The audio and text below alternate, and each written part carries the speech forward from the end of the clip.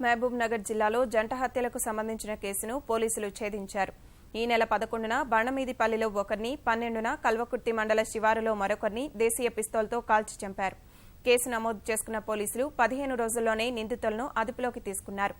వారి వద్ద నుంచి ఇండికా కారుతో పాటు దేశీయ తుపాకీ, 10 సెల్ఫోన్లను స్వాధీనం చేసుకున్నారు. నిందితులు విదేశాలకు పారిపోయే ప్రయత్నం చేశారని జిల్లా ఎస్పీ విశ్వప్రసాద్ వివరించారు. క్షుద్ర పూజల కోసం తీసుకున్న డబ్బును తిరిగిచ్చేస్తామని నమ్మబలికి ఘాతుకానికి ఒడిగట్టారని పేర్కొన్నారు.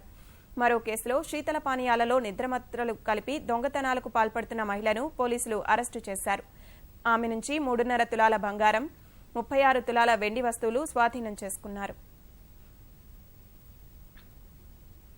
శవ పంచనామా సందర్భంలో గోపాలరెడ్డి యొక్క పేరెంట్స్ వెంకరెడ్డి మీద అనుమానం ఎక్స్ప్రెస్ చేయడం, అప్పుడు పోస్ట్ మార్టం సందర్భంలో అతని యొక్క హెడ్ పైన ఇంజరీ ఉండడం, అప్పుడు మనం దీన్ని మర్డర్ కేసుగా గుర్తించి ఇన్వెస్టిగేషన్లో ముందు పోవడం, అనుకోకుండా వెంకరెడ్డి నెక్స్ట్ డే అతని బాడీ 13వ తారీఖు నాడు, మార్చి 13 నాడు జేపీ నగర్ దగ్గర దొరకడం,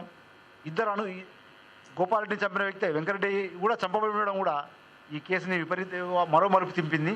సో ఈ విధంగా పోలీసులు చాకచక్యంగా ఈ డబుల్ మర్డర్ చేసినటువంటి ఫారూక్ అహ్మద్ని, అలాగే ఫారూక్ అహ్మద్కి సహకరించినటువంటి మొహమ్మద్ మిరాదుద్దీన్ని, తర్వాత ఈ ఫైరామ్ని అమ్మినటువంటి ఖదీర్ని, ముగ్గురిని కూడా పోలీసులు అరెస్ట్ చేయడం, వాళ్ళ నుంచి ఈ ఫైరాము ప్లస్ ఈ 3 స్పెంట్ రౌండ్స్, అతను ఒక టెస్ట్ ఫైర్ చేసిన ఒక ఎంటీ కార్ట్రిడ్జు, గోపాలరెడ్డిని చంపిన స్పెంట్ కార్ట్రిడ్జు, అలాగే వెంకరెడ్డిని చంపడానికి ఉపయోగించిన స్పెంట్ కార్ట్రిడ్జు 3 కూడా రికవర్ చేయడం జరిగింది.